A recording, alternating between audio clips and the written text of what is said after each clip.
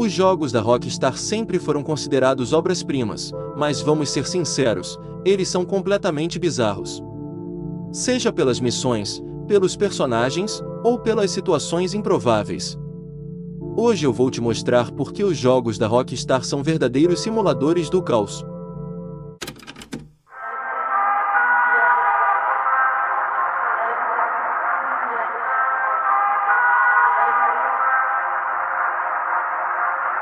No silêncio frio do Monte Gordo, quando a cidade de Los Santos dorme e o relógio marca quase meia-noite, algo impossível acontece.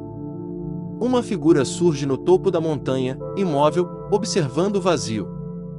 Esse é o Fantasma da Montanha, um dos mistérios mais perturbadores de GTA V. O espírito que aparece ali pertence a Jolene Cranley Evans. Em vida, ela era casada com Juke Cranley, um homem ambicioso que mais tarde se tornaria um político influente. Segundo as pistas espalhadas pelo jogo, Jolene foi levada até essa montanha e, em um ato cruel de traição, foi empurrada para a morte pelo próprio marido. À noite, entre 11 horas e meia-noite, o fantasma de Jolene aparece vestida de branco, parada exatamente no ponto onde sua vida foi arrancada. Ela não fala. Não ataca. Apenas observa, como se estivesse presa ao momento de sua morte. Quando o jogador tenta se aproximar, o espírito desaparece lentamente, deixando para trás uma única prova de sua história, a palavra Juke escrita com sangue no chão. Um nome. Uma acusação. Um crime que nunca foi punido. O mais assustador é que Juke Cranley continua vivo no jogo, andando livremente por Los Santos, enquanto o espírito de Jolene permanece condenado a vagar pela montanha, repetindo sua dor noite após noite. O Fantasma da Montanha não é um inimigo. Não é um erro do jogo. É um lembrete silencioso de que, em GTA V, nem todos os crimes são esquecidos. E alguns mortos se recusam a descansar.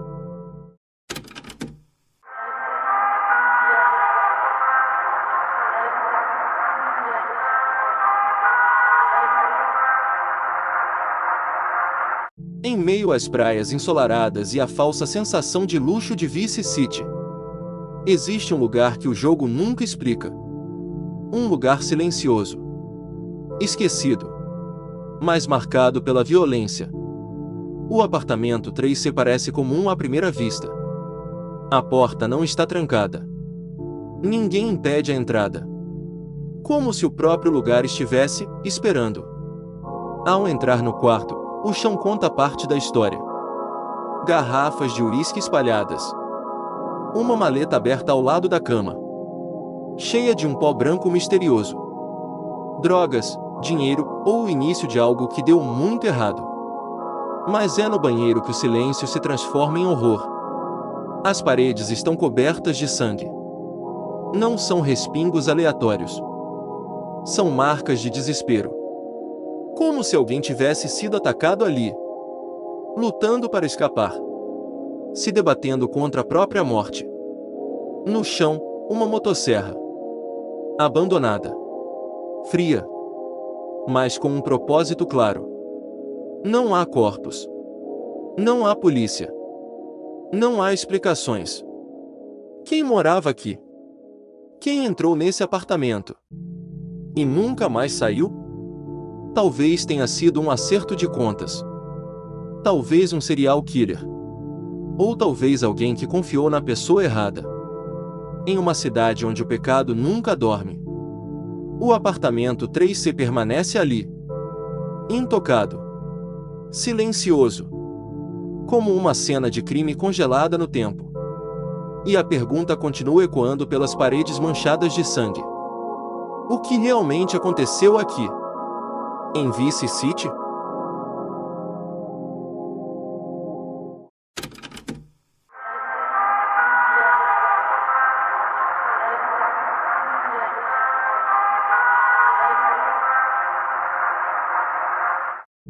Nas ruas silenciosas de Grove Street, quando a madrugada engole Los Santos e a chuva começa a cair, algo estranho parece observar aquela casa verde de portão baixo. Dizem que, depois da meia-noite, o bairro já não pertence mais aos vivos. Foi ali que Beverly Johnson, a mãe de CJ, perdeu a vida. Um crime rápido, covarde e sem despedida. Mas alguns juram que ela nunca foi embora. Jogadores relatam que, por volta das 2 da manhã, uma figura feminina surge dentro da casa do CJ. Ela não corre. Não fala. Apenas observa. Sua silhueta é pálida, quase transparente, como se o próprio jogo tentasse escondê-la. Quando você se aproxima, ela desaparece. Alguns dizem ouvir passos leves, outros afirmam que o clima muda repentinamente. A rua fica fria. Os sons somem. E por alguns segundos, parece que alguém está ali com você. Seria apenas um erro gráfico? Ou o espírito de uma mãe condenada a vagar pelo lugar onde sua família foi destruída? A Rockstar nunca confirmou nada. Mas quem já passou pela Grove Street tarde da noite sabe que aquele lugar nunca mais foi o mesmo.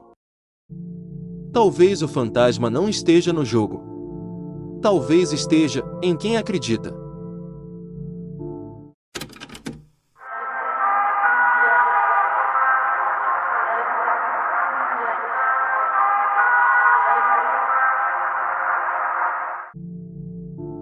A Almorlick é uma idosa que pede ajuda para encontrar o marido desaparecido.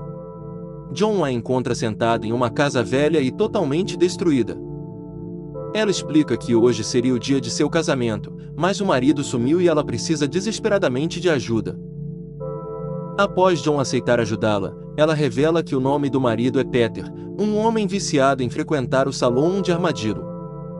Quando chegam ao local, um rapaz aleatório diz que só contará o paradeiro de Peter se receber $5, ou se John resgatar sua esposa, que havia fugido de casa. John decide ajudar o rapaz, encontram a esposa dele e a levam de volta. Quando finalmente vão pedir as informações, o homem dá uma resposta estranha. Afirma que o marido de Almorlick não passa por ali há mais de 20 anos. Em seguida, indica que o único lugar onde poderiam encontrá-lo é o repouso do esquisito. Ao chegar lá, eles descobrem que o local é um tipo de repouso para pessoas que já partiram, e percebem que o marido de Alma, na verdade, está morto. John retorna para contar a verdade à velha senhora, mas Almorlick desaparece misteriosamente. Seu nome já deduzia algo. Talvez fosse, de fato, uma alma perdida, buscando reencontrar a alma de seu marido.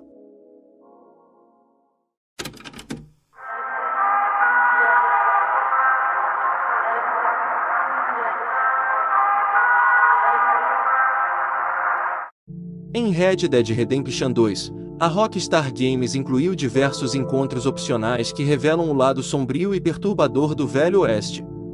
Um dos mais marcantes é o encontro com a família Aberdeen, que vive em uma fazenda isolada no estado de Lemoyne.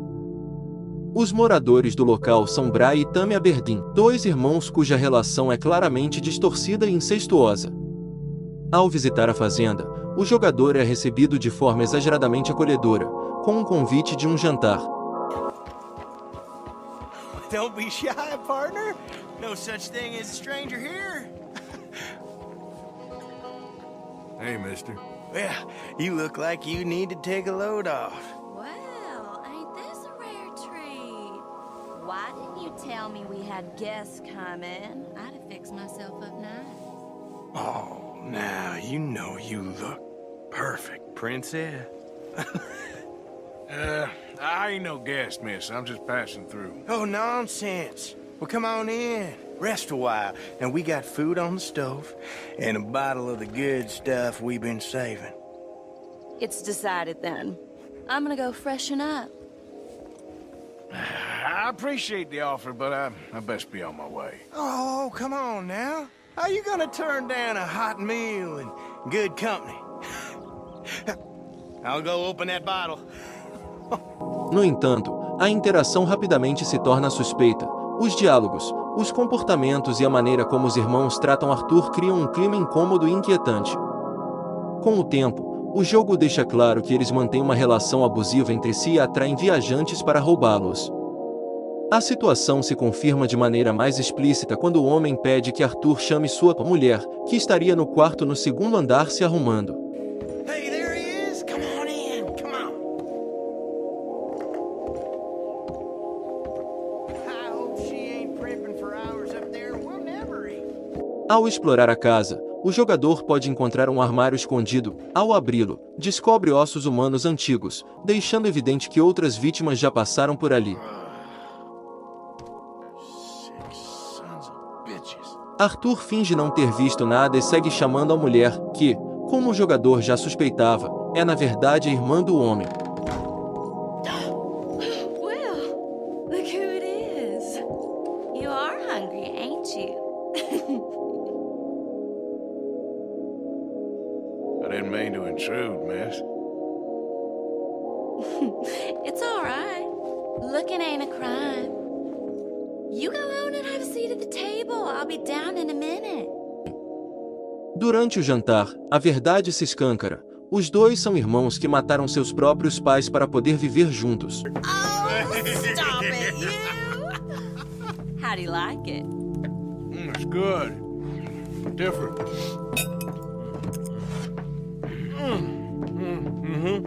That meat is so tender. You know what? This place used to be a pig farm when we was kids. Before we lost our ma and pa. Horrible business.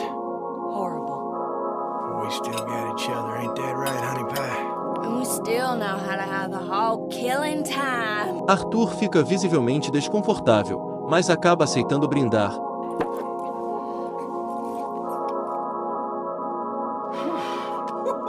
That stuff will put hair on your chest. Oh, I doubt he needs that. Let's loosen you up some more. Come on, honey.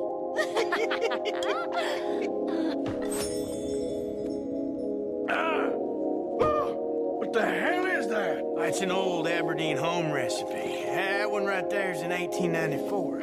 Feels like someone's stabbing me in the head. Come on, I thought I had a man here, not a boy. One more, and you and I both will go upstairs and have a lie down. Ah, what the hell?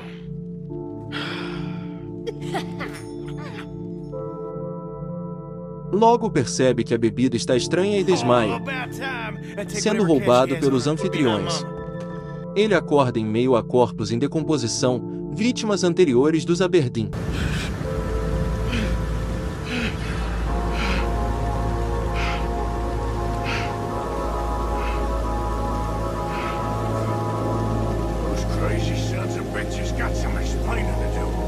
Furioso, Arthur retorna à fazenda para enfrentar os responsáveis, fazendo exatamente o que qualquer jogador faria naquele momento. Eu sou a única pessoa que consigo de verdade acabar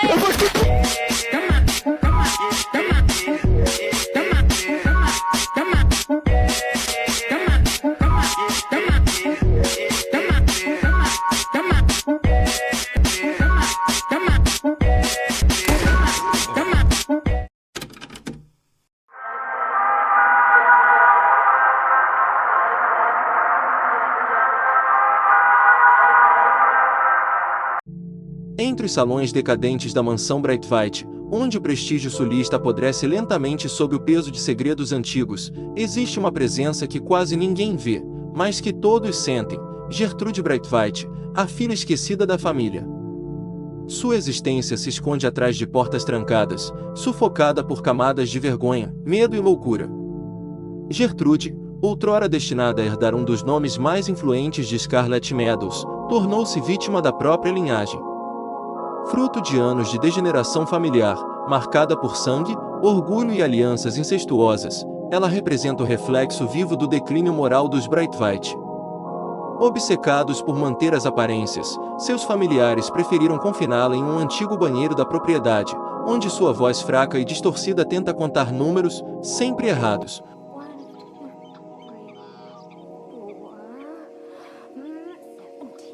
Como se a própria sanidade lhe escapasse por entre os dedos.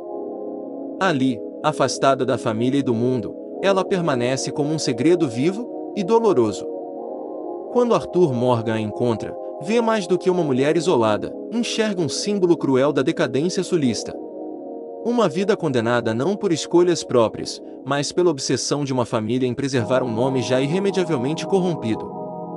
Gertrude desperta no jogador uma estranha mistura de horror e compaixão. É difícil encará-la, mas impossível esquecê-la.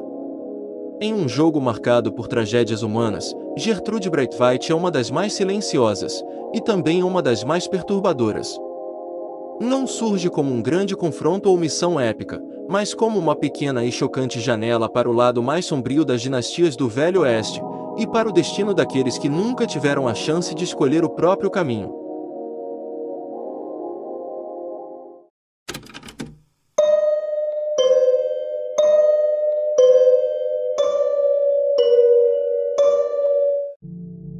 A lenda do zelador de Bulworth. Entre os corredores úmidos e mal iluminados da Bulworth Academy existe uma história que nunca apareceu em nenhum arquivo oficial do jogo, mas que ainda assombra a comunidade até hoje, a lenda do zelador Mr. Luntz. O que começou como um simples boato de missão cortada acabou se transformando em uma das creepypastas mais famosas envolvendo Bully. Segundo relatos que surgiram em fóruns, vídeos e postagens antigas, um jogador afirmava ter encontrado uma missão bizarra, supostamente removida da versão final. Nela, o zelador perseguia Jimmy Hopkins pela escola vazia, emitindo sons guturais que não existiam em nenhum outro momento do jogo. Em certos relatos, Jimmy podia ser pego, e quando isso acontecia, o jogo congelava, reiniciava sozinho ou exibirá telas distorcidas, como se algo estivesse profundamente errado. A partir disso, a história tomou vida própria. Muitos diziam ter explorado o depósito do zelador e encontrado uma porta que não deveria estar ali, levando Jimmy a uma sala de tortura escondida, com correntes, manchas escuras no chão e o corpo de uma garota amarrada. Em outros vídeos, fãs afirmavam que o zelador murmurava frases incompreensíveis, quase como risadas abafadas. Cada novo relato adicionava um detalhe perturbador. Com o tempo, o mito evoluiu para algo ainda mais sinistro, o zelador assassino. Jogadores começaram a associar o personagem a um filme mencionado dentro do próprio jogo, O Massacre do Zelador, usando isso como prova de que Mr. Luntz tinha um passado criminoso ou tendências psicopatas escondidas pelos desenvolvedores. A teoria ganhou força, e logo o personagem, que originalmente era apenas um funcionário ranzinza, passou a ser visto como um possível serial killer oculto na estrutura da escola. Os finais dessas histórias raramente eram felizes. Em várias versões, mesmo quando Jimmy escapava, o jogo começava a agir de forma estranha, sombras que não pertenciam a ninguém, a silhueta do zelador surgindo atrás de objetos. E até travamentos permanentes que impediam o jogador de continuar a campanha. Era como se Mr. Luntz tivesse se tornado uma presença que observava o jogador além da tela, e não apenas Jimmy. Mas, apesar de toda a dramaticidade, a verdade é mais simples e menos sobrenatural. Não há evidência oficial de nenhuma dessas missões, sons ou áreas secretas. Nada foi encontrado nos arquivos internos ou nas versões beta que confirmasse qualquer ligação real com a lenda. Ainda assim, o mito persistiu, e se fortaleceu, alimentado pela atmosfera sombria de Bulworth, por grafites misteriosos que apareciam do nada e pelas lacunas de informações deixadas pela própria Rockstar. No fim, a lenda do zelador não passa de uma elaborada creepypasta, uma história criada e expandida pela comunidade para adicionar terror e profundidade a um jogo já marcado por seu clima inquietante.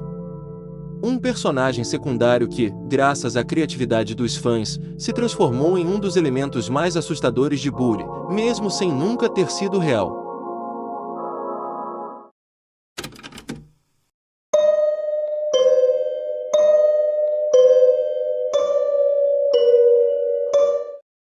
Bem, já é estranho o suficiente o suposto zelador parecer um serial killer, mas ficar ainda mais perturbador ao encontrar dois potes com cabeças humanas dentro.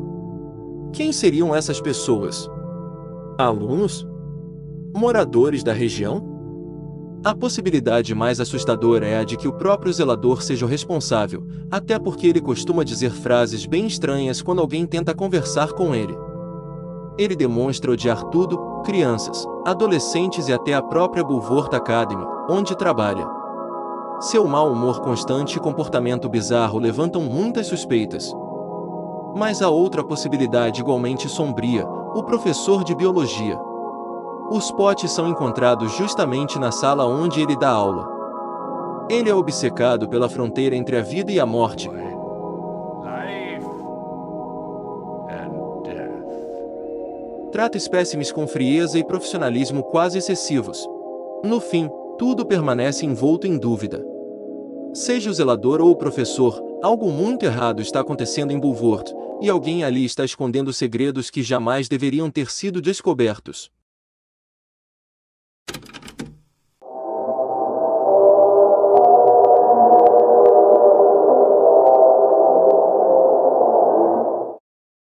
O manicômio de Bull é apresentado como um lugar destinado a abrigar pessoas que supostamente estão sob cuidados médicos. No entanto, basta se aproximar do local para perceber que ali não existe tratamento, apenas abandono. As paredes frias e antigas parecem guardar segredos que nunca deveriam ter sido esquecidos. Quando você entra no prédio, o silêncio não dura muito. Logo ele é quebrado por gritos de dor e agonia que ecoam pelos corredores escuros.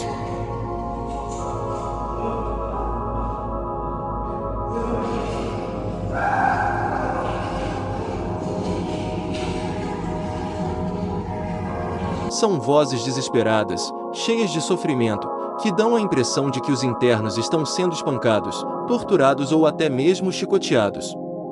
Não há pedidos de ajuda sendo atendidos, apenas lamentos que se repetem sem parar. O clima do lugar é pesado e opressor. Cada porta trancada parece esconder alguém que já perdeu a esperança. O manicômio não transmite segurança nem cuidado, mas sim medo. É como se a função daquele lugar não fosse curar mentes perturbadas, mas destruí-las lentamente. No fim, o manicômio de Bull se revela como um verdadeiro símbolo de dor e sofrimento. Um local onde a loucura não é tratada, mas alimentada, e onde os gritos continuam ecoando, mesmo quando ninguém está por perto para ouvir.